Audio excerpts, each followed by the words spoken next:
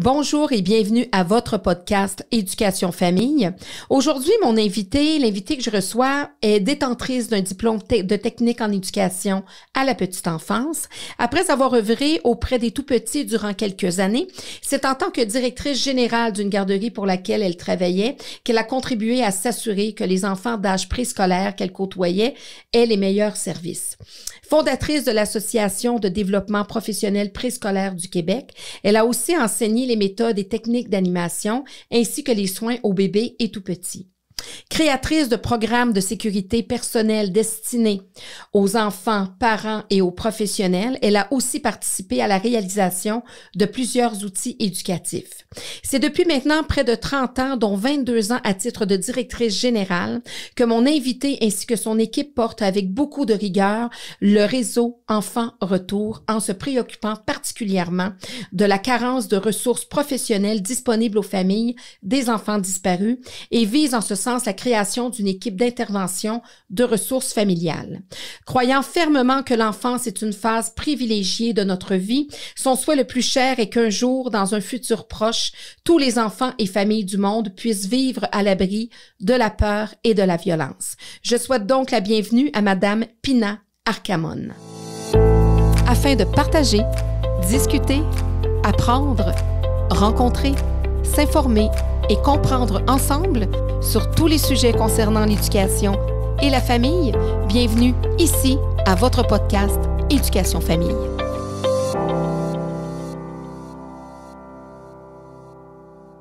Bonjour, merci. Bonjour, Madame Arcamon.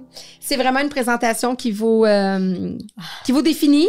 Je pense que oui, ça fait bien depuis que j'étais toute petite que m'occuper des enfants joue un rôle important dans ma vie et j'ai consacré toute ma carrière à m'assurer que les enfants sont au centre de nos interventions, que tout est basé vraiment sur le bien-être de nos enfants, tout en travaillant avec la famille. Donc, pour nous, les familles sont nos alliés. C'est eux qui connaissent le mieux leurs enfants aussi. Alors, on est là pour les écouter.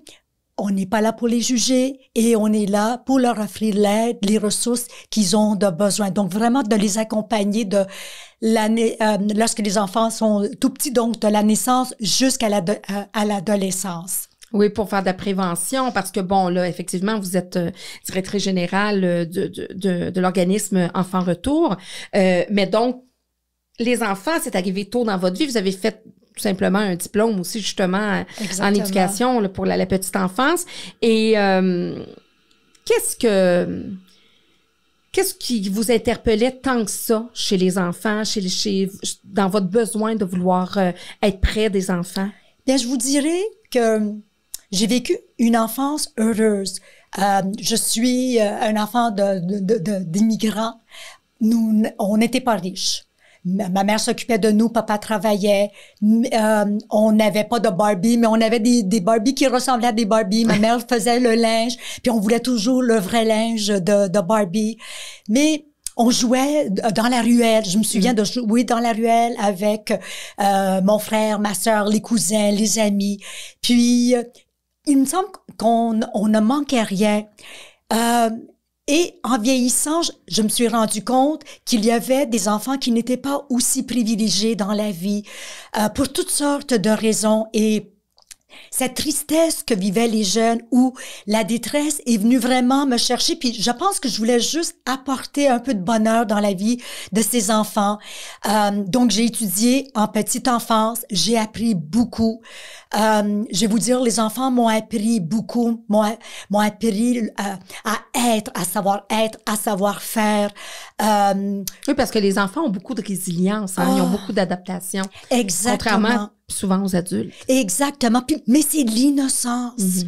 C'est l'innocence des enfants que je voulais comme préserver et les injustices qu'on faisait aux enfants. Tu sais, je me dis, il y a aucun enfant qui mérite d'être abusé, agressé. agressés, subir des violences de toutes sortes. Alors, je pense que c'est vraiment ce désir. Je voulais transmettre quelque part ce que j'ai vécu, les valeurs familiales, l'attachement, reconnaître le bonheur dans les petites choses qu'on avait, remercier le bon Dieu pour ce qu'on avait aussi. Et ça m'a poussée en éducation. Et par la suite, j'ai eu d'autres opportunités qui se sont présentées. On m'a proposé le poste de direction de la garderie où j'étais éducatrice pendant 5 ans. Et ça m'a permis de jouer un rôle encore plus grand. Puis là, je m'occupais de la garderie. On avait 83 jeunes, des poupons jusqu'à l'âge de 5 ans. Ça vous donnait un pouvoir décisionnel voilà, aussi. Voilà, exactement. Donc, vraiment adapter les activités, suivre le rythme de l'enfant. Oui, la routine était importante. On dînait, on avait les collations, le dîner, les dodos.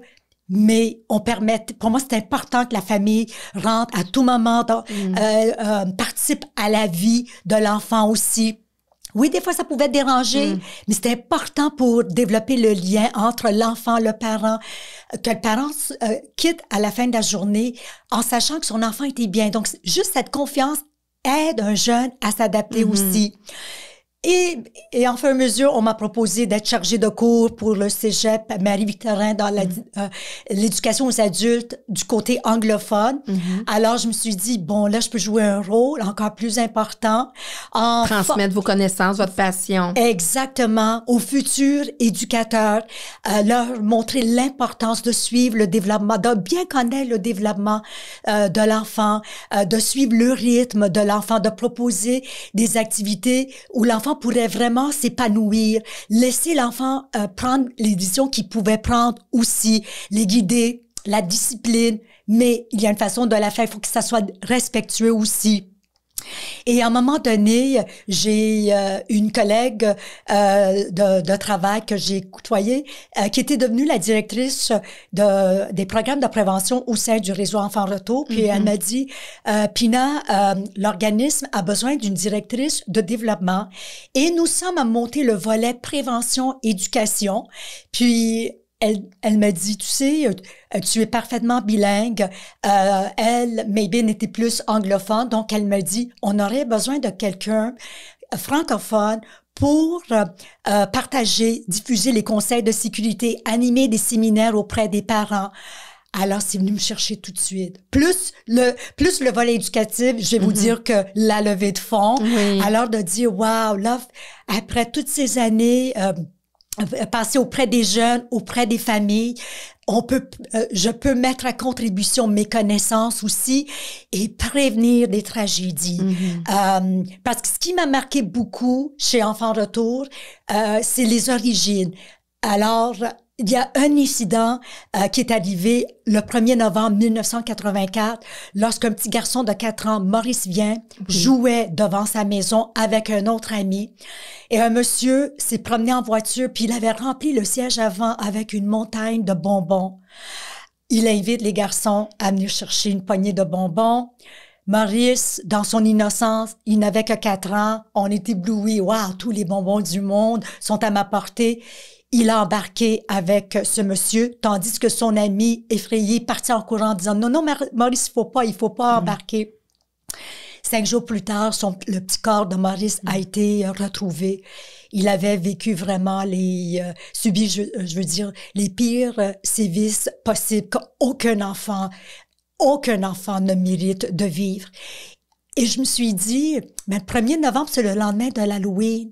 Le soir de l'Halloween, on permet aux enfants de faire du porte-à-porte, d'aller cueillir des bonbons. Puis comment est-ce qu'on leur enseigne qu'il y a des moments où on peut, puis il y a des moments où... Supervisé, avec une exactement, présence supervisée. encadré. Puis il y a des moments où ça peut être fatal, comme dans le cas de Maurice. Et cet incident a suscité comme... une colère profonde, mais aussi à réveiller comme une passion à l'intérieur de moi en me disant, on doit vraiment amasser des fonds et on doit s'assurer que tous les enfants au Québec soient sensibilisés sans leur faire peur, qu'ils comprennent des règles de sécurité de base et comment nous, en tant qu'adultes, on peut veiller sur leur bien-être à chaque jour de la semaine et comment on transmet ces consignes à nos jeunes sans leur faire peur et aussi sans faire peur aux parents parce que je vais vous dire, c'est la pire hantise de... Tu sais, des fois, on perd notre enfant dans le centre commercial, dans un lieu public pour quelques secondes. Le cœur nous débat et c'est vraiment comme le pire cauchemar. C'est 10 minutes, c'est comme une éternité. Imaginez ne pas savoir où son enfant se trouve 10 ans plus tard, 20 ans plus tard. Et ce sont les dossiers que nous avons inscrits chez Enfants Retour. Oui, parce que parlez-moi justement du réseau. Comment est-il né, ce réseau-là?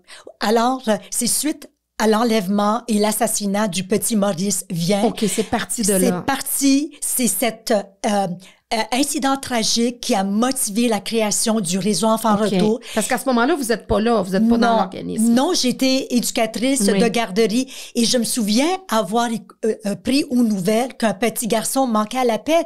Alors, quand tu rentres dans ta classe et j'avais le groupe des 4-5 ans, je me dis, ça aurait pu être un des miens. Et alors, ça vient vraiment nous frapper aussi. Et je dois dire aussi que ce jour, le 1er novembre 1984, plus tard, en soirée, il y a eu 2 autres enlèvements de jeunes garçons, Sébastien Métivier et Wilton Lubin. Et des 3 garçons, Sébastien Métivier demeure toujours introuvable et il est sur la fiche annuelle du réseau Enfants Retour et on continue d'être en contact avec la maman. Donc, elle participe à nos activités. C'est important qu'elle soit toujours intégrée au sein de la grande famille du réseau Enfants Retour. Donc, lorsque cette tragédie est arrivée à Montréal, c'était des incidents qu'on n'entendait pas parler au Québec. Alors, c'était plus dans les villes un peu plus violentes comme New York, Chicago. Là, on se dit, c'est dans notre cour arrière. Et ça a amené 2 dames à fonder le réseau Enfants Retour. Marcelle Lamarche, une francophone, Susan Armstrong, une anglophone, uniquement anglophone, uniquement francophone, mais la langue n'était pas une barrière parce que leur vision était vraiment... Oui, c'était leur mission de vie de pouvoir assister des parents qui vivaient ce genre de tragédie, mais surtout de prévenir les disparitions d'enfants. Donc, le réseau Enfants Retour a vu le jour le 21 mai 1985. Donc, ça va faire 37 ans que nous sommes en opération. On demeure le seul organisme sans but lucratif au Québec qui offre de l'intervention de crise lorsqu'un enfant disparaît. Qu'il s'agit d'un enlèvement criminel, un enlèvement par un membre de la famille, une fugue ou des disparitions inconnues. Donc, on n'a pas assez d'informations pour savoir quel genre de disparition, mais peu importe le type, l'angoisse, le cauchemar demeure le même pour Vous êtes là, les parents. Votre rôle est d'accompagner les parents. Exactement. De les soutenir psychologiquement. Psychologiquement, de leur apporter le soutien émotionnel, tout en travaillant avec les corps de police et en publiant les avis de recherche. Donc, c'est important de faire du bruit autour des disparitions. Donc, quand on a débuté Enfants Retour, il fallait faire les affiches une à une, les impressions, tandis qu'aujourd'hui, c'est les réseaux sociaux. Et ça aide. Souvent, on dit que les réseaux sociaux, c'est pas toujours positif, mais dans des cas comme ça, c'est... En temps réel, on peut mobiliser et sensibiliser des milliers... C'est exponentiel. Voilà, et à moindre coût. Parce qu'imaginez, imprimer, il fallait trouver des imprimeurs qui voulaient imprimer nos affiches et tout. On est à côté des familles tout au long de la disparition. Puis, des fois, on essaie d'aller chercher d'autres informations qu'une famille se sentirait peut-être plus à l'aise de partager avec nous, moins à l'aise avec les corps de police pour ne pas se faire juger ou qu'on juge la qualité de l'enquête aussi. Ou leur qualité parentale. Voilà, exactement. Alors, cette information est partagée avec les corps de police. Lorsqu'on circule les avis de recherche, quand on reçoit des signalements, on les transmet à l'enquêteur. Donc, nous, notre rôle n'est pas d'enquêter sur le terrain. C'est vraiment un rôle d'assistance aux corps de police et d'apporter le soutien nécessaire aux parents. Et on prend le temps nécessaire pour écouter les parents. Des fois, on passe 2-3 heures au téléphone ou même dans nos bureaux avec un parent, l'enquêteur ne peut pas. Parce que s'il prend 3 heures à consoler un parent, il ne fait Il n'est pas en train de se faire son enquête. Voilà. Mais Alors, ces parents-là ont définitivement besoin d'avoir un soutien. exactement. Moral et Puis il faut leur psychologique. trouver des petites tâches aussi. Oui, les parce- rendre actifs. oui, ils doivent se sentir utiles dans la recherche de leur enfant aussi. Puis on doit leur rappeler aussi de prendre soin d'eux. Parce que malheureusement, il y a des disparitions qui vont se résoudre dans les premières heures de disparition, les premières journées. C'est vrai, ça, que les premières heures sont importantes. Hein? Absolument. Surtout dans les enlèvements criminels, Oui. je vais vous dire. Surtout dans les criminels. Voilà, oui, parce que souvent, le prédateur a des... la motivation est sexuelle. Oui, souvent. Et voilà, donc une fois qu'il passe à l'acte, il se débarrasse du corps. Donc, aussitôt qu'un parent, tu sais, on n'attend pas 24 heures pour signaler la disparition. Aussitôt que l'enfant n'est pas où il devrait l'être, les premières vérifications, les premiers coups de téléphone, personne n'a vu l'enfant à l'école, prendre l'autobus, par exemple, rentrer à la maison, on contacte les corps de police. Donc, le 24 heures d'attente, c'est ça, faux. c'est un mythe, ça. C'est un pas... mythe. Ça, c'est oui. important de le dire. Absolument, parce que souvent c'est repris dans les émissions de télé et c'est faux. On n'attend pas, surtout lorsqu'on parle de jeunes enfants, donc en bas de 13 ans, et il n'y a aucun indice qui nous laisse à croire que l'enfant a fugué. Alors, puis même si c'est une fugue à 13 ans, on contacte les corps de parce qu'on police. suppose qu'il va se retrouver. Exact. Et avec qui? Et qu'est-ce qu'on lui demande de faire? Alors, c'est important qu'on communique avec les policiers le plus rapidement possible et appeler Enfants Retour par la suite pour que on les prend en charge aussi, on les prend en main, on va les encadrer. On leur explique aussi comment l'enquête va se dérouler, les limites de l'enquête aussi. Puis, dans les cas, des fois, le courant ne passe pas de la famille et le corps de police pour toutes sortes de raisons. Donc, on agit en tant que liaison aussi. Et si on doit solliciter la participation des médias, alors, il faut se rappeler qu'un parent, du jour au lendemain, se trouve à être le porte-parole, apparaître devant les médias, tenir un point de presse. C'est pas dans le rôle parental.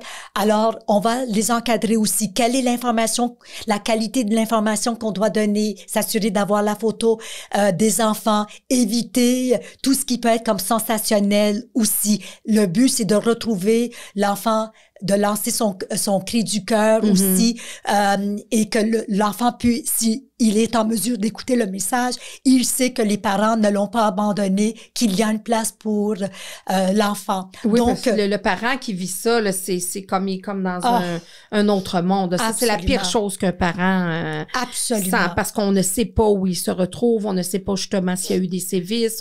Bon, il y a les enlèvements aussi parentaux qui sont issus de l'autre parent. Ça aussi...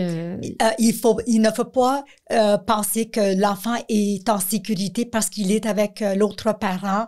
On a vécu des cas dernièrement aussi à des Québec. cas qu'on pouvait même pas prévoir. Non, qui étaient voilà, pas, exactement. Des fois, on peut prévoir, on peut avoir un doute, mais il y a parfois où c'est difficile. pas pensable. Exactement. Puis aussi, dans le cas d'un enlèvement parental, souvent, d'après notre expérience, c'est suite à la rupture du couple. Donc, la difficulté où on est dans le déni d'accepter exactement la séparation, le divorce, avant que le juge émet l'ordonnance de garde. Donc, un parent qui ne veut pas partager la garde, qui se voit comme le seul C'est une difficulté parent. d'adaptation. Voilà, exactement. Ou aussi, il y a des parents qui retournent dans leur pays d'origine parce qu'ils ont de la misère à s'adapter à la culture québécoise pour toutes sortes de raisons. Alors, on ne sait pas dans quel état se trouve le parent. Donc, ce sont des dossiers avec lesquels on doit agir avec beaucoup de sensibilité. Parce qu'on doit se dire dans quel état se trouve le parent. Ça. Souvent, il est démuni, il veut pas se séparer de son enfant, il est malheureux ici. Ça excuse pas le geste. Non. Puis ça veut pas dire qu'il connaisse toutes les lois non plus. Non, exactement. Et les conséquences. Les conséquences. Alors, dans ce type de dossier, on veut surtout éviter que l'irréparable se produise, qu'on enlève la vie de l'enfant et qu'on s'enlève notre vie, ou qu'on enlève que le parent enlève sa propre vie aussi. Alors, ces dossiers sont complexes et je vais vous dire, on a intervenu dans à peu près 600 cas qui impliquent l'enlèvement parental, des parents qui vont quitter le Québec ou vont se cacher au Québec, qui peuvent se réfugier ailleurs au Canada et dans un pays étranger aussi. La plupart, est-ce qu'on peut les résoudre? Oui, je vais vous dire que la plupart, oui. Quand c'est parental?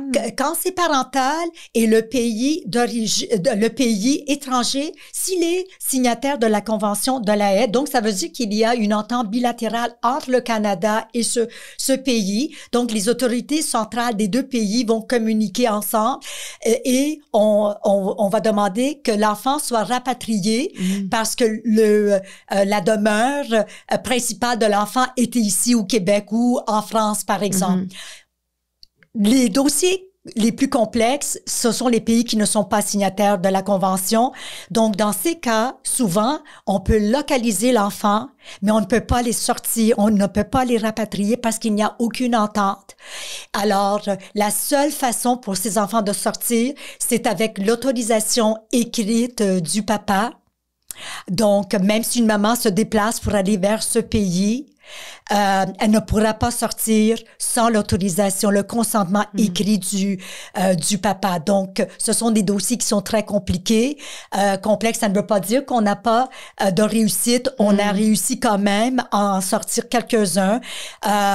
Donc, c'est certain que pour le parent qui revient les mains vides au Québec, qui retourne au Canada, se sent vraiment démuni, tu sais, vraiment comme abandonné. On ne peut pas concevoir notre vie sans notre enfant. Et qu'est-ce que cet enfant se fait dire par l'autre parent aussi? Il y a beaucoup d'aliénation parentale. Voilà, dans beaucoup de cas, c'est ce que les enfants vivent. Alors, le soutien à ce parent est vraiment important. Alors, ce qu'on conseille souvent, c'est avant tout documenter tout ce que vous faites. Alors, si vous faites des apparitions médias, alors les coupures de presse, des entrevues, montez l'album de photos, écrivez une lettre, une carte de souhait. Si vous avez acheté un cadeau, par exemple, montrez à votre enfant tout ce que vous avez fait pendant l'absence, parce qu'un jour, cet enfant va vouloir connaître ses racines. Puis peut-être qu'un jour, il va se rendre compte que on lui a raconté des histoires, que ce n'était pas la vérité. Alors, il sera à la recherche de cette vérité. Donc, c'est de montrer aussi ce que nous avons fait, qu'on n'a jamais abandonné, qu'on l'a toujours aimé, qu'il y avait toujours une place, pas juste dans notre cœur, mais au sein de notre famille, même du si... quotidien, même s'ils n'étaient pas là présents. Exactement. En présence. Et même si le parent refait sa vie, se marie de nouveau, il y a de nouveaux enfants, il y a un nouveau chien qui s'ajoute à la famille, peu importe, c'est de documenter tout cela aussi. Parce qu'on a vécu des cas où les enfants reviennent au bout de quelques années, puis ils vont en vouloir à l'autre parent, puis ils vont dire, pourquoi ça t'a pris autant de temps pour venir me chercher? Alors, ils sont blessés, il faut comprendre. Donc, il faut prendre le temps de rassurer nos enfants aussi. Puis dans les parents, dans les enlèvements parentaux, est-ce qu'il y a des statistiques qui disent qu'il y a plus d'hommes que de femmes? Je vais vous dire qu'en 85, il y avait plus d'hommes parce qu'à cette époque, les juges avaient tendance à donner la garde uniquement à la maman, donc les week-ends peut-être au papa. Et cela, la loi a beaucoup évolué parce que les juges aussi, voilà l'importance que les deux parents doivent jouer un rôle et jouent un rôle important au sein de leurs enfants. Alors, depuis qu'on voit la garde partagée, je vous dis qu'il y a autant de femmes que d'hommes et il y a autant de parents qui ont la garde, donc une ordonnance de garde, comme il y a des parents qui n'ont pas l'ordonnance de garde. Avant, c'était souvent le parent qui n'avait aucune ordonnance de garde. Maintenant, on voit que... Donc, dans les deux cas, que ce soit la mère ou le père, les enlèvements se font. Vous voulez agir à titre de prévention, puis on parlait justement les enlèvements parentaux, mais il y a les enlèvements de par à travers toutes ces années, est-ce que ça s'est amélioré, la prévention qui est faite? Il y en a quand même eu, là. Bon, on sait pas si c'est des enlèvements ou si, bon, etc. Mais c'est quoi l'évolution? Qu'est-ce qui s'est passé à travers les années? Alors, je vais vous dire que pendant au moins une trentaine d'années, les statistiques sont demeurées comme assez stables, pas juste au Québec, mais à travers le Canada. Donc, on parlait à peu près de 45 à 50 000 signalements de disparition ou à travers le pays au complet. Et on parlait en moyenne entre 6 à 7 000 disparitions qui survenaient ici même au Québec. La grande majorité des disparitions d'enfants sont des jeunes en fugue. Et au niveau de l'enlèvement, c'est l'enlèvement par un membre de la famille ou parental qui est la forme d'enlèvement la plus courante. Depuis les 3 dernières années, on constate une baisse au niveau des signalements et depuis la pandémie aussi. Donc, les dernières statistiques remontent pour l'année 2021. C'est la GRC qui les compile et on a eu, je pense, 3500 quelques dossiers au Québec comparé à 4000 quelque chose l'année précédente. Donc, peut-être que l'isolation... la présence des parents, le télétravail à la maison, voilà, tout ça, et les foyers pour... les centres jeunesse aussi qui ne permettaient pas les visites. Donc, on a dû ajuster aussi la programmation. Donc, il y a une baisse. Donc, on se réjouit de cette baisse, mais ça demeure quand même qu'il y a plus de 3000. Les policiers ont dû intervenir 3500 et quelques fois l'année dernière. Donc, ce sont des visites dans les familles, le rapport, l'écriture du dossier d'incident. L'enquête, exactement. Sur une note positive, si je peux me permettre, 65% des dossiers sont résolus dans les 24 heures qui suivent la disparition d'un enfant. Principalement des fugues. Voilà. Et souvent, ce sont des fugues spontanées qui vont, bon, ça peut être suite à une colère ou, bon, un problème qu'on a vécu à l'école, par exemple, ou peu importe. Et donc, le jeune va claquer la porte.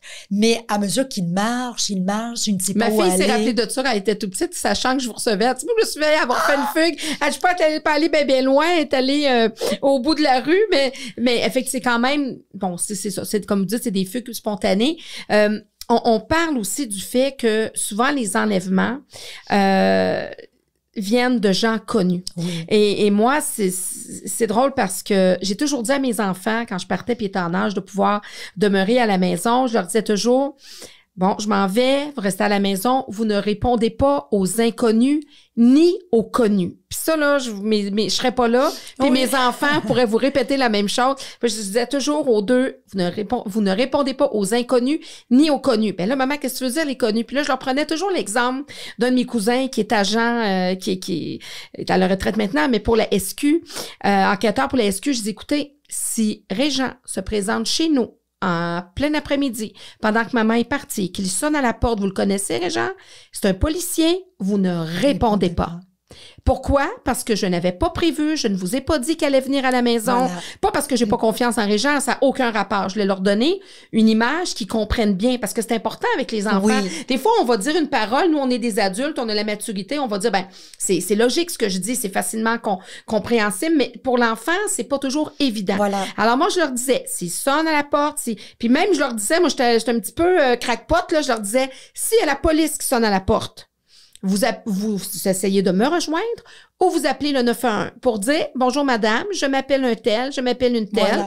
J'ai un policier qui est à la maison, mais je n'ai pas appelé la police. J'aimerais savoir si c'est un vrai policier. Moi, tout va bien. Je suis à la maison. » Alors, tu sais, parce que... Puis, faut pousser, on parlait de prévention tout à l'heure, là. Tu sais, c'est au-delà des bonbons, ça commence, là, dans les bonbons, dans une voiture, puis attirer l'enfant par des choses, mais, ou de ne parle pas à un inconnu, mais ça peut aller encore plus loin, puis il faut aller dans cette prévention-là, puis moi, en tout cas, je pense que c'est important de le faire, là, même si des fois, il y a une petite peur qui s'installe, même si il y a, tu sais, des fois, on se dit, bon, on veut pas les ostraciser, on veut pas leur faire peur, on veut pas les faire paranoïer avec ça. Non, mais je peux vous dire que ma fille est rendue à 20 quelques années, puis encore, il y a quelqu'un qui répond à la porte. Elle va pas ouvrir la porte spontanément. Elle va regarder. Des fois, elle va m'appeler, elle dit, maman, il y a quelqu'un qui a sonné à la porte, je sais pas c'est qui, t'as entendu quelque chose. Donc, elle a encore ce réflexe-là. C'est voilà.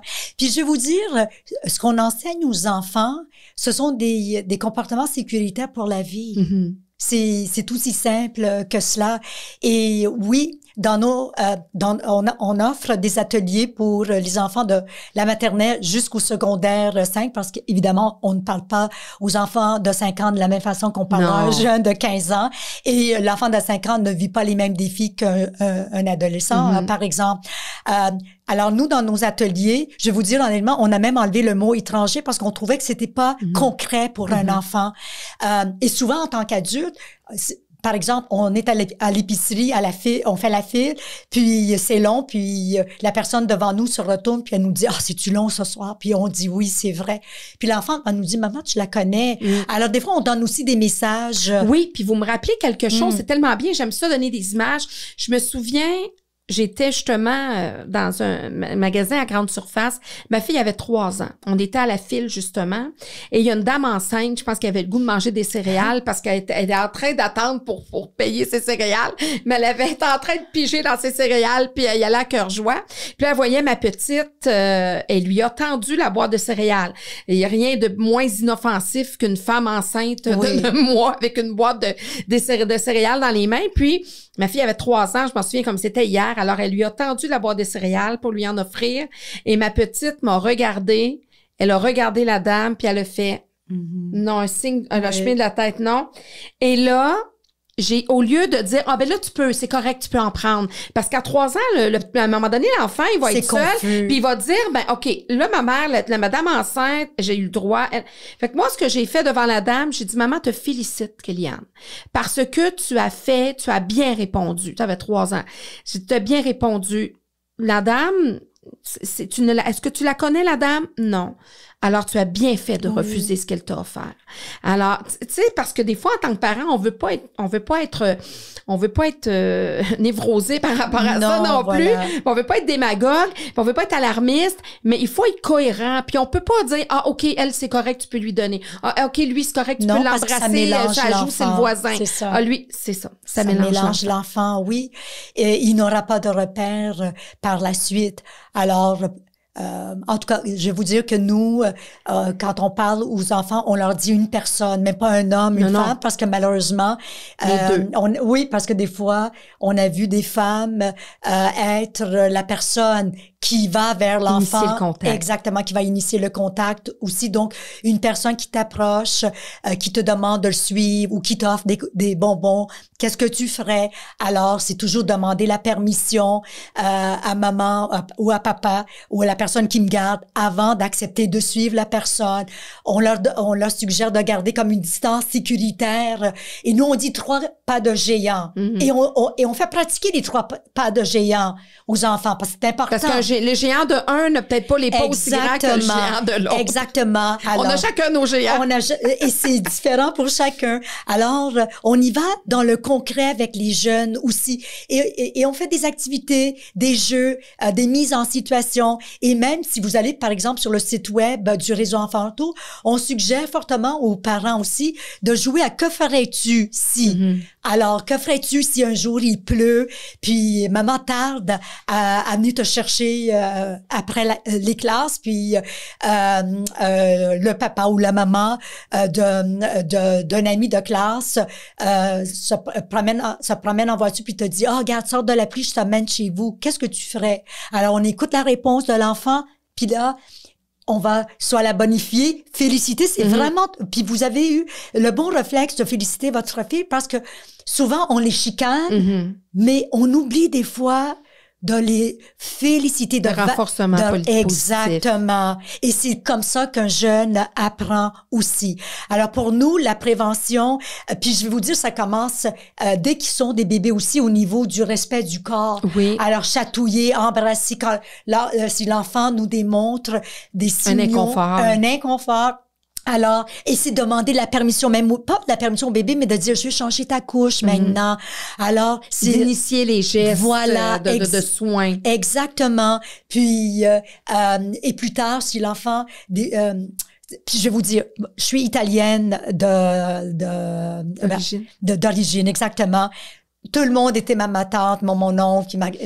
Alors, combien de fois je me suis fait chicaner par ma mère parce qu'elle me disait embrasse telle personne, puis je voulais pas et je refusais. Alors, j'étais souvent en punition. Puis ma sœur, elle était très spontanée. Elle allait tout de suite, elle se faisait embrasser, on la prenait dans les bras. Puis je me souviens, les gens me disaient oh, elle est sauvage, mais regarde sa sœur comme elle est aimable. Puis aujourd'hui, je me dis, je me fiais à mes instincts. Alors, c'est notre bulle.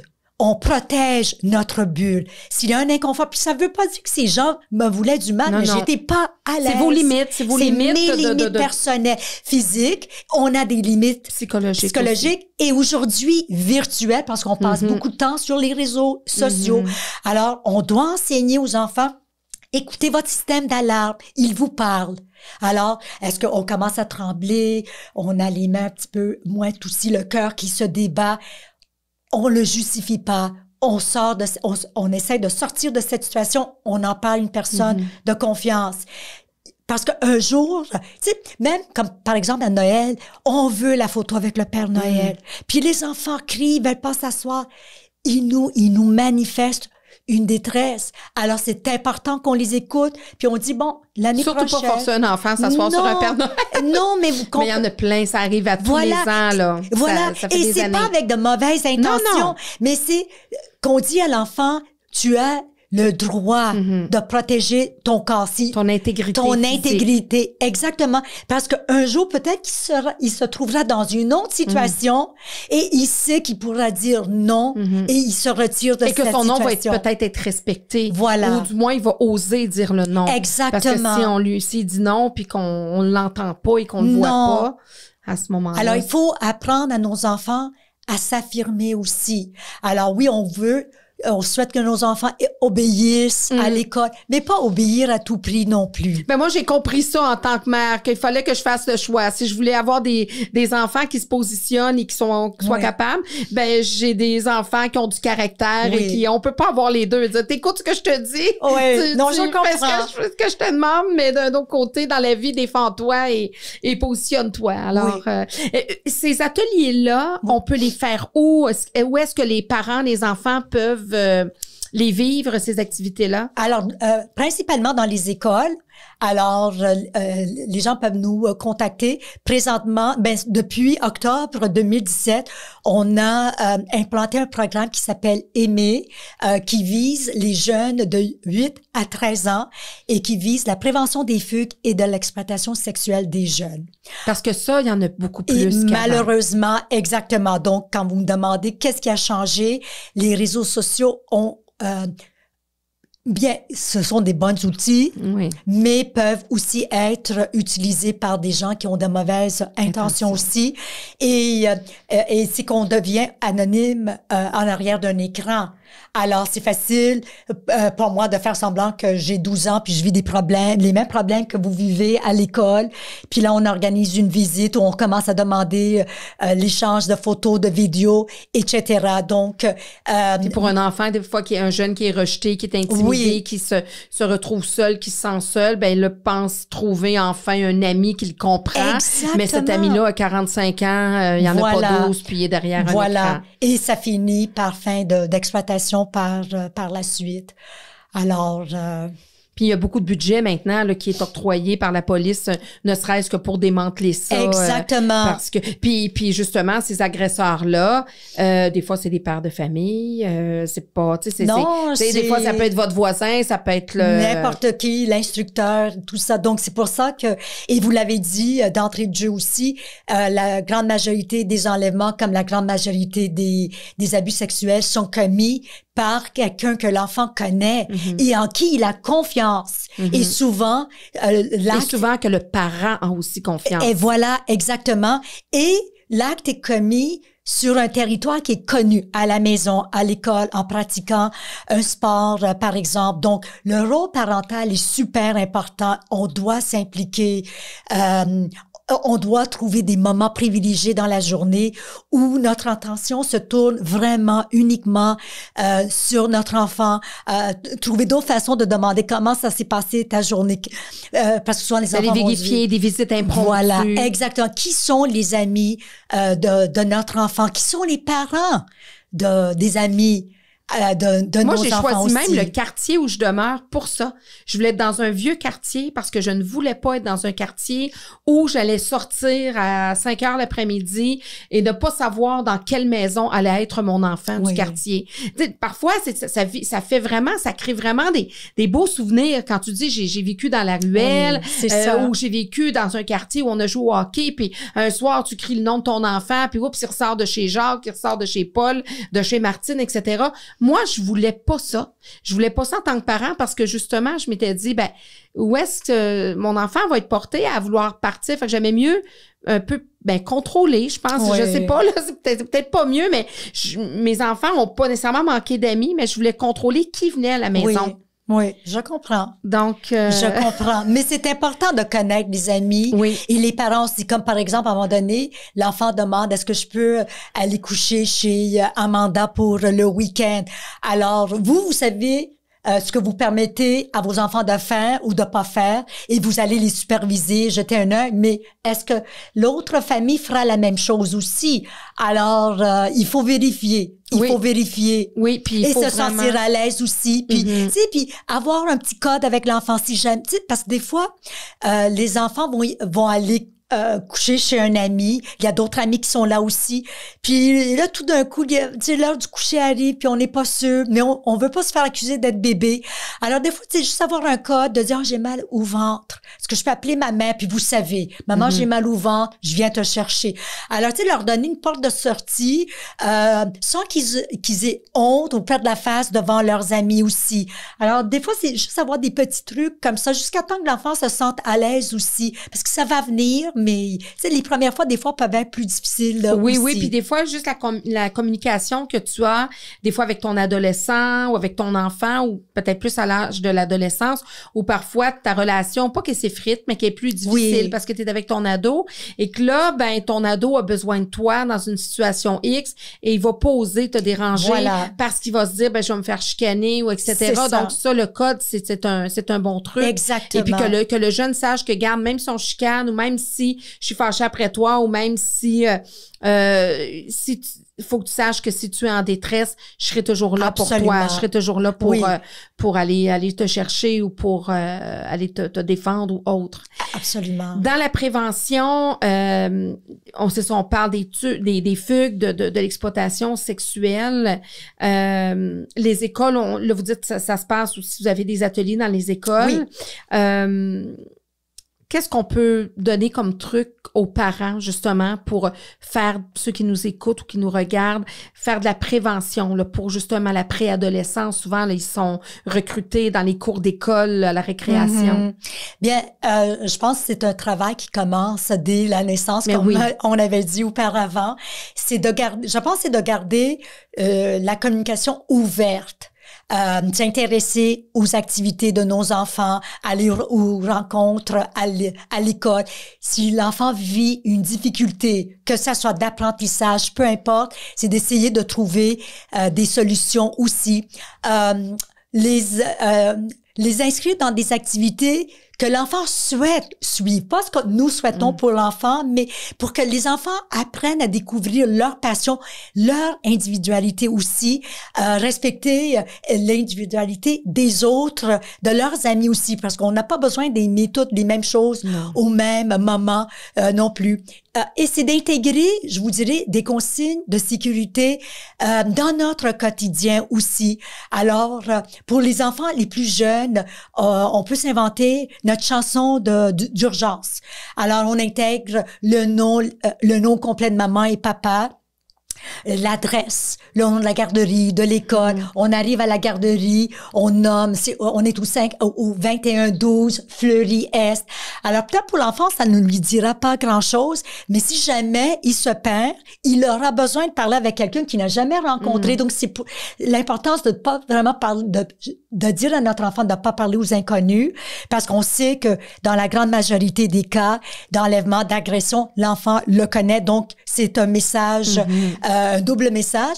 Et il y a des moments où il devra parler à un inconnu. S'il se perd, par exemple, il a besoin d'aide. Oui. Et on doit leur dire, ben, qu'est-ce qu'on dit dans une urgence? Donc, on répète cette comptine sur un air connu de l'enfant parce que ça va rester plus longtemps dans sa tête aussi.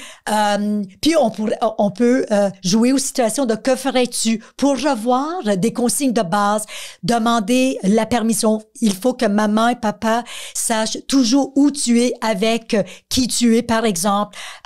Utiliser le système de copains. Alors, surtout à l'après-adolescence, les jeunes, bien, ils cherchent à être un peu plus autonomes aussi, pouvoir aller peut-être au dépanneur ou chez un ami.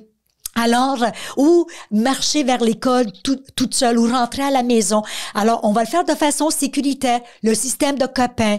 Alors, on marche avec soit un autre adulte ou un autre enfant parce que les statistiques nous démontrent qu'un enfant seul est plus à risque de se faire aborder par un inconnu aux intentions mauvaises. Et s'ils sont 2 ou 3. Deux ou trois seraient à 2, le risque diminue de 70%, à 3 et plus 90%. Alors, super important. Et qu'un adulte qui nous demande de l'aide, on n'est pas tenu de lui répondre parce qu'un adulte devrait demander de l'aide à un autre adulte. Exactement. Et on peut se trouver un mot de passe familial. Et c'est un mot, ça c'est un bon secret. Alors, c'est le mot qu'on utilise si jamais maman, papa ou la personne qui est désignée pour venir te chercher à la suite d'une activité. Alors, la seule façon que tu sais que c'est Pina qui vient te chercher, c'est qu'elle connaît le mot de passe. Et là, c'est pas le jeu des 20 devinettes. Si la personne, tu demandes le mot de passe, si la personne ne réussit pas, tu retournes dans l'école ou tu t'en vas chercher de l'aide. Tu ne suis pas cette personne. Exactement. Et on montre aux enfants aussi le chemin sécuritaire, que ça soit pour se rendre chez un ami, à l'école ou dépanneur.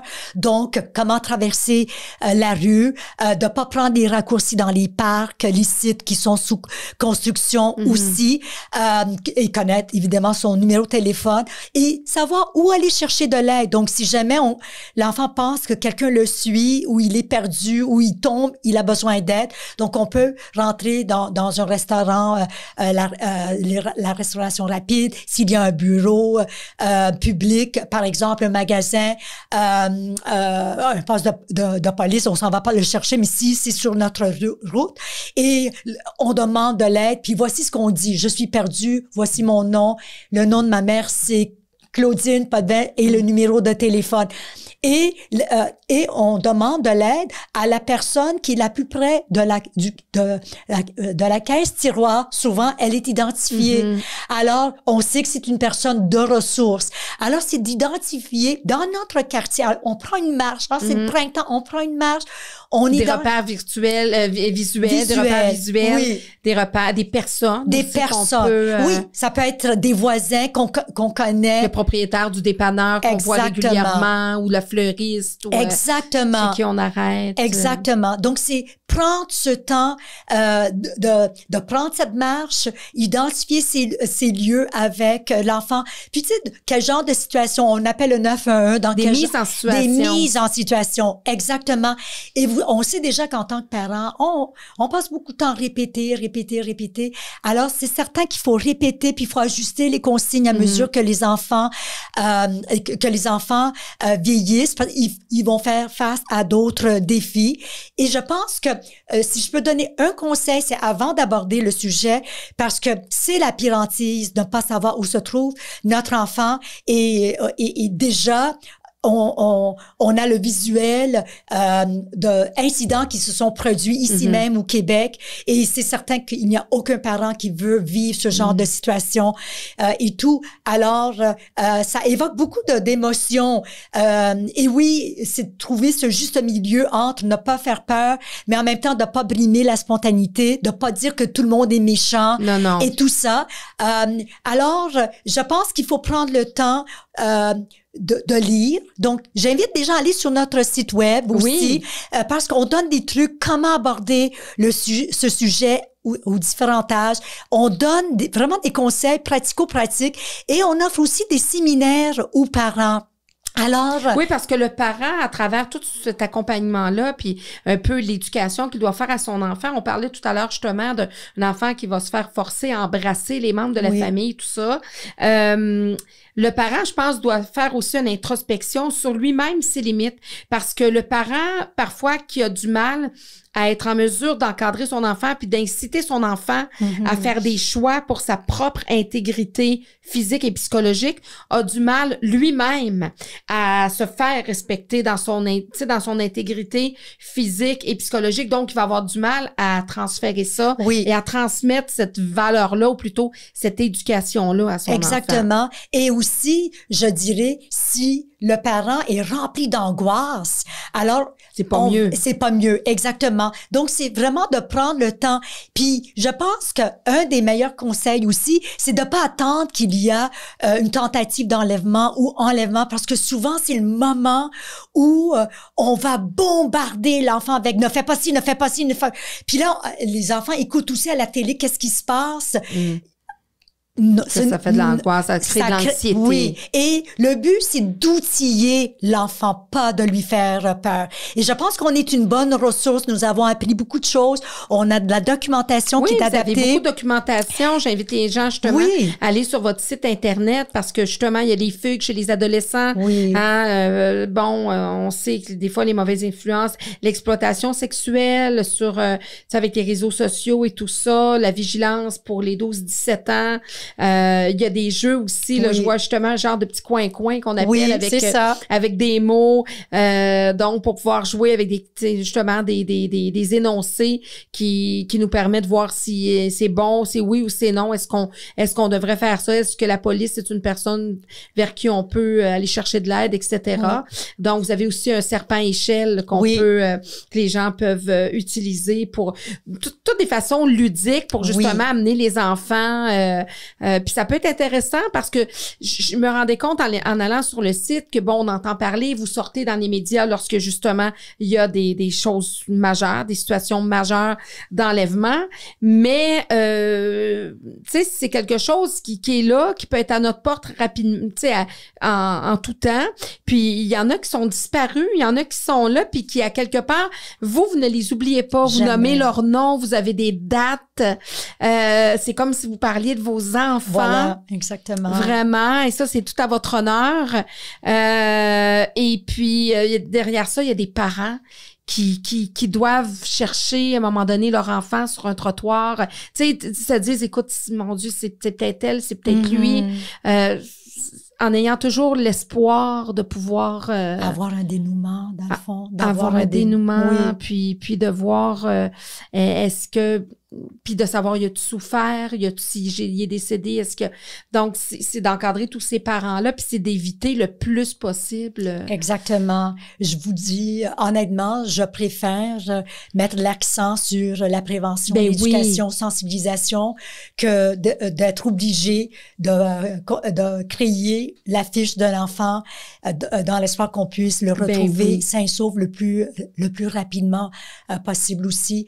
Alors, on continue à travers le programme Aimer. Depuis les 4 dernières années, ce sont plus de 50 000 jeunes. C'est un programme provincial. On s'est rendu même au Nunavut pour rencontrer les jeunes à risque. C'est un programme qui continue de rayonner. Alors, 50 000 enfants, combien de tragédies est-ce qu'on a déjà prévenu? C'est ce que nous voulons. On ne veut pas qu'un enfant devienne la statistique ou la manchette de demain soir, parce que c'est vraiment les pires moments qu'une famille peut vivre, et souvent pour le jeune aussi. Alors, on met beaucoup d'emphase sur la prévention, travailler en amont. Et le 25 mai prochain sera justement la Journée nationale des enfants disparus. Donc, parlons vraiment prévention des enlèvements, des abus, de l'exploitation sexuelle. Écoutez, Madame Pina, ça me fait vraiment plaisir de vous recevoir parce que je trouve ça important d'en parler de cette prévention-là, mais aussi de ces familles-là qui ont vécu l'invivable. Et comme pour tous mes invités, je vais vous remettre un diplôme parce que tout enseignante remet, je suis toujours un prof dans la vie, alors je remets les diplômes. Alors, certificat d'engagement décerné à Pina Arcamon pour son engagement professionnel dans le milieu de la petite enfance, pour les nombreux outils éducatifs auxquels elle a participé, pour l'appui et le support indispensable dont elle fait preuve envers ses parents qui vivent l'invivable, pour son apport des presque 30 dernières années au réseau Enfants Retour, pour les efforts qu'elle déploie afin d'assurer des programmes de prévention pour contrer les enlèvements, les abus ainsi que les fugues, parce qu'elle continue de toujours vouloir plus et mieux pour l'organisme qu'elle représente, pour tous ces enfants disparus que l'on cherche encore et qui ne seront jamais oubliés. Merci, Madame Arcamon. Merci beaucoup. Merci beaucoup. Merci beaucoup pour votre travail. Merci.